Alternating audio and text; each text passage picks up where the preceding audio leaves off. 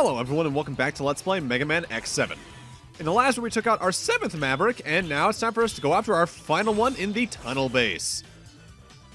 Now you can play with X equipped with glide armor. Good luck! So now you can either choose unarmored X or fully armored X as a separate playable character like you could back in X5 and X6. Again though, just stick with the armor moving forward. Vanishing Gungaroo!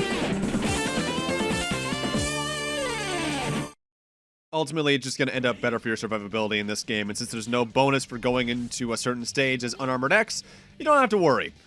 Looks like an underground weapons factory. Ride armor is available in certain locations. If you find open ride armor, jump to get inside. Use the L2 button to eject in emergencies. Also, I should note, I forgot to mention the last parts. Krorang is voiced by Jack Merluzzi, the same guy who voices Zero in this game. But holy shit, finally new ride armor. For the entire original PlayStation 1 trilogy, where we had that red ride armor that acted as a close-range weapon, barring the ranged one that was blue and could fly in Storm Owl stage in X4, we have another long-ranged one again, finally. By and large, though, it controls just like X and Axel. It's a bit slower walking speed, but it does have a dash, and you can actively see your ride armor's health bar for once, which I am actually very glad to see. Once that giant health bar runs out, you're taken out of it. With that said, you can eject at any point by pressing the L2 button, the same as the character switch button. And that's one thing I'll give this game. It's probably the first one out of the entire X post Super Nintendo, the entire X series post Super Nintendo, rather, to use by and large every button to some extent. And not just like all the time. Like every button has its function. Would I rather the weapon switching mechanic be mapped to L1, R1, and the camera being mapped to the right analog stick instead of vice versa? Yeah. Absolutely. In fact, any game that does that, I'm looking at you, Kingdom Hearts in particular, aggravates the hell out of me. Or at least Kingdom Hearts 1 and just 1. But still, it's annoying. I don't know what was with that camera switch there. That was weird. Also, I forget if I go back to see what Alias says there. But if I'm recalling, she's warning us about the obvious green goop on the screen. That will damage you if you're not in a ride armor, so make sure that you are in a ride armor. With that said, this blue ride armor isn't all this game has to offer in that regard. You saw it on screen for a moment there, and I'm going to go back to get it in another moment after I take care of this wall. But this game actively has two ride armors just like X4. A blue long-ranged one, and a red spider bot red one. And the red one is just generally the preferred one. Also, I don't know why I took out that wall. This room is actually so open-ended if you have a ride armor. You can just completely ignore basically every single enemy in the way. If anything, that wall's there more so for when you're playing the game without the ride armor. Mind you, I think thinking back a few seconds, I call the red one the preferred one, but that's probably just because I usually have it for the latter half of this stage. And I should note, you can take the ride armors in this stage all the way through to the boss fight, and like Magma Dragoon in X4, I believe you'll have them for at least the first phase. I just seldom make it that far because I'm too reckless, especially with the red one. With that said, in terms of the attacks with the red one, because I'm going to be switching to that in a moment, as you can tell, it is a spider bot that attacks with a drill on its arm, and it has a 1-2-3 combo. It also has a jump attack where it spins, and if you're ever a jump attacking or just jumping period, I believe the jump, or the landing from the jump itself, as you can see there, is also a hitbox. So make sure to jump on smaller enemies, because they're probably going to die from that in one hit. The only real control issue with it is that whenever you land, because it's an active attack, this is me checking for any Reploids I may have missed, by the way, because I don't want to miss one in this area. You do pause for a second, so that can take some getting used to. Otherwise, it controls pretty well. Again, honestly, this game controls well. It's just that your movement speed might be just a bit too sluggish for my taste. I don't know what's with that weird too thing there, but oh well. I've never been known for speaking well, just having a good voice, I guess. This is probably where you usually will lose your ride armor in my experience, because there's a lot of enemies here, and we need to take out especially the guys in their own ride armor. Why we can never get this grenade launching ride armor, I don't know. If anything, that's kind of a nice little throwback to X1 now that I think about it with the enemy ride armors. Honestly, though, I do kind of like that they themed an entire stage around the ride armor in this game. Because usually the ride armors are just a consequence of the other parts of the stage, like having to go into lava, say, in Matrix's stage in X5. I don't remember where they were in X6, so I'm not going to talk about that one.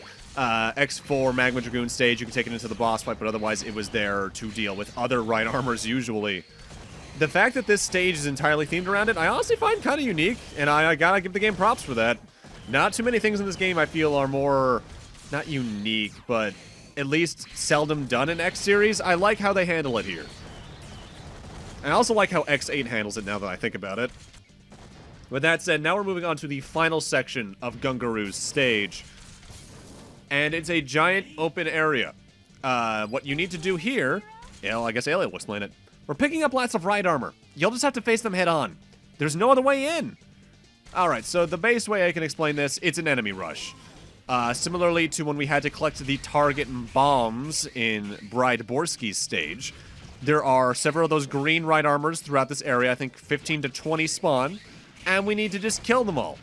With that said, you're going to want to explore around this area first, because not only are there a few more Repoids to get, atop of the 8 platforms surrounding the area is not only the game's second and final sub-tank, but also the stage's heart tank.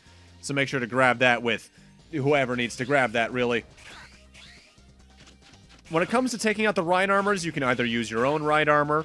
Personally speaking, I don't like to do that because I don't like taking the ride armor into the boss fight usually. I think it's pretty not too useful. Whoa. I instead prefer to use, I forget the name of the ability. What was it? It's the one we got from Tornado Tanyan. Raijincho? Especially if you're right on the enemy, it's basically an instant kill. But just to help you save some time, because this is a lot of me just doing the same thing over and over again, let's speed up until we're within the last few. Because it's fun to do this, admittedly, because I like being strong, but it's also very repetitive. With the final one destroyed, we are on to the boss fight with or without your ride armor. So be ready.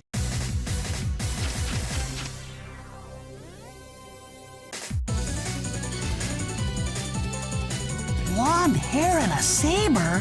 You must be Zero! So they sent an S-Class hunter to stop me, huh? But you'd need a dozen of them to beat me! How sweet. Looks like you're having a swell time swinging around your new toy. Stop treating me like a kid! Why I oughta! Hey, calm down, or you'll have to take a time out in the corner. Something about Zero talking baby talk to mock someone's very funny, and I can't quite place why.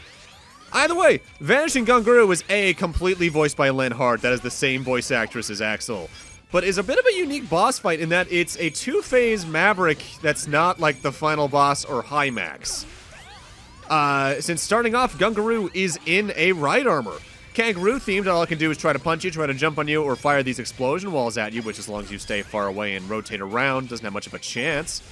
But I gotta admit, this is pretty cool. With that said, once you take care of the ride armor, this fight gets a little bit annoying, as Gungaroo is very fast, and his weakness does jack and shit to him besides stun him and do a little bit of damage.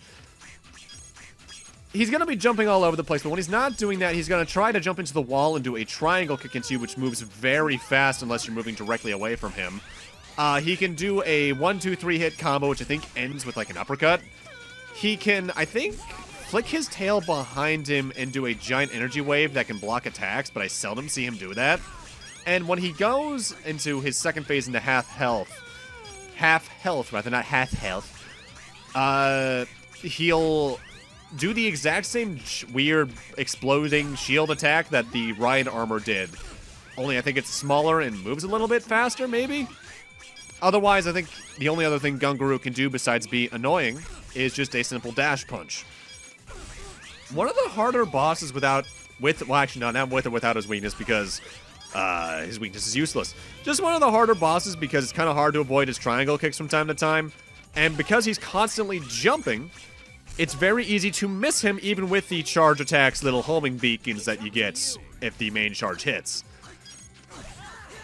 It might not do much damage, but honestly, the Zero version of the weapon's probably your best bet because its 1-2-3 combo does a decent chunk of combo to him. And you can stun him out of certain attacks just by using the actual triangle attack. Or I could just let him do this and lock him into a combo that does lower health than I probably should have been able to. Like I've said before, the weaknesses in this game kind of disappointing, and the bosses probably have just a little bit too much health. It's like the game is balanced around X's charge shot of all things, which almost none of the X games really felt like they were, so it's a little bit awkward. But that's the final Maverick down. All 8 down, and that means there's only 2 stages left in the game, actually. The Fortress stages in this game are kind of anticlimactic. But for beating Vanishing Gungaroo with 0, we're going to get a Marvel vs. Capcom favorite, Hadangeki. While standing, press the triangle button. You fire a wave of energy forward. If you're playing as X and Axel, you get Explosion, which is a very powerful but very short-range energy attack that hurts. It's really strong against normal enemies. Even Soldier Stone Kong takes a little bit of damage, admittedly. With that said, I believe Axel also gets another new weapon from this, a giant grenade launcher type thing that has some real strong individual shots. Again, not as strong as X's charge shot, but that's neither here nor there. I also recall its charge shot being kind of ridiculous with X. I think it like fires a blast off in damn near every one of the 4 cardinal directions, as well as up and down. Or at least up. I'm not sure if it actually shoots downwards. With that said, let's give X the last upgrades because it's called Megaman Ep.7, so clearly he needs to be the most powerful, right?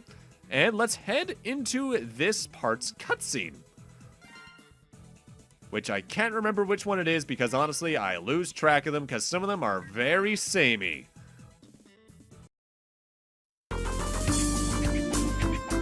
Okay, everybody. That's point RD-1866, the location of Red Alert's base. But why has it suddenly shown up on our radar screens? It's as if they wanted us to find it. Yes, it is a bit strange. Be on full guard. X0. Axel is in your hands. I know. Okay, everybody, let's go. Let's get this fight over and done with. Now that's the X I used to know. I don't want to fight, but we must hurry.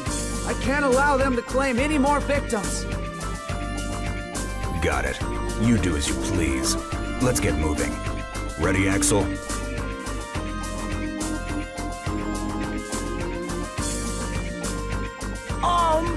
Yeah!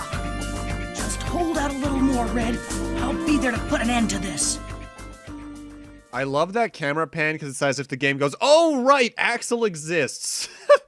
Either way, with that, I'm going to need to end this off here. Thank you guys for watching, and in Part 8, the first half, sort of the end game. See you guys then.